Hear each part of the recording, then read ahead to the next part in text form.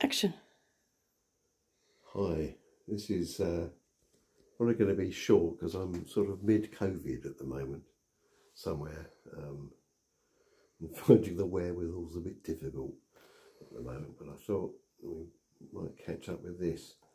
This is the Cromwell, which I've done stuff on before, and I've got as far as I've done an undercoat of the tank. I did a black Tamiya paint called NATO Black. It's actually a dark green, so quite a good undercoat really. You can't see it. Then I sprayed over the top of that, trying to leave panel lines slightly darker, but I sprayed over the top of that with a Vallejo paint, Russian uniform green, I think, which is turning out quite well, particularly on the engine deck. It's worked quite well. Did the same with the turret. Put the turret on just to demonstrate. That's the original turret. I think I've vlogged on this before. That's the original turret, and you can see, you know, that's fine. You can see here. Point with this. These two are periscopes for the crew. The commander would be in here, usually with his head out, because that's the only way to fight tanks, really, head out, especially in World War II. And the gunner and the loader would use these periscopes if they needed to. So they need to be open.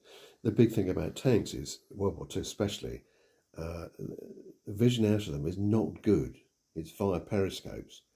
And the practice was that the commander, when they're in action, they would shut down. All the crew get inside, close the hatches so they're under armour.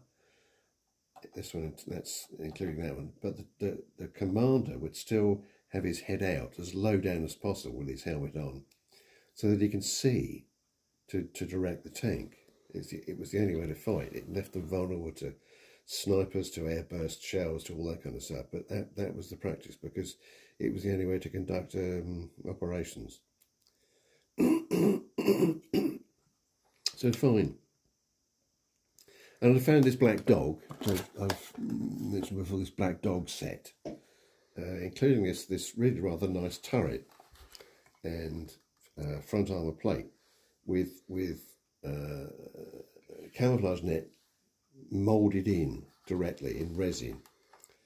So I'm merry going along. I sprayed that as well, undercoat and top coat, and I started painting all these represent little Hessian strips in slightly different colours as a camouflage, which I've always rather liked, and I couldn't think of a way of reproducing that myself, so proceeded. There are numerous pictures in some of my books. You can see it there. There's netting. So I've got. I don't think it's got netting. There's a better one somewhere. That one's got netting. That's a short barrel Cromwell, I think. One there with a bit less, just around the sides of the turret. Cromwell's without, like a bit dull. I prefer it with netting. It may be that towards, as the campaign opened up in Normandy, they stopped bothering so much. But I think earlier on, especially as the Cromwell was a fast tank, used for reconnaissance quite a lot because of its speed. It had a Rolls-Royce Meteor engine, which was a detuned version of the Rolls-Royce Merlin, and it was pretty good. So it made it a fast tank. So that's how they were used. So you know, I wanted to reproduce that. Can we see the front of the book so we know what you're looking through? Yeah, okay. I'm sure there's a better picture somewhere. Maybe British tanks in Normandy. French book, I think.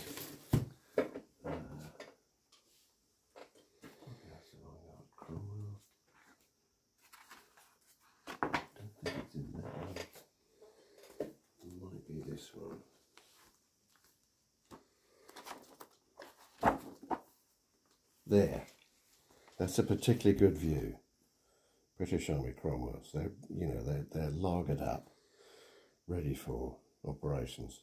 But you can see there's a vast amount of netting here, straw and all sorts, along the barrel, around the turret, but not on the top. And rather late in the day, I twigged that with the turret supplied by Black Dog, the whole of the top was covered in netting. There's just about enough room to have the hatches open, but the periscopes are buried under here. Well, they don't exist because they're just resin. And me being me, and I'm sure many models are the same, it's irritating because it wouldn't have been that way. Round the sides, yes, quite effective camouflage, but you've still got to be able to see what's going on, which includes the crew in the turret, let alone the commander in this one. So I'm faced with carving off this detail to leave it open as it's shown in this picture, so that the periscopes can be worked and any other equipment on the top.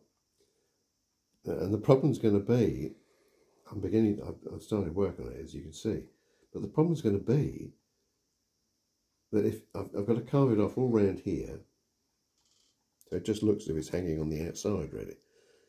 I've started work, but it's going to be difficult to get it level so that it looks just like this turret.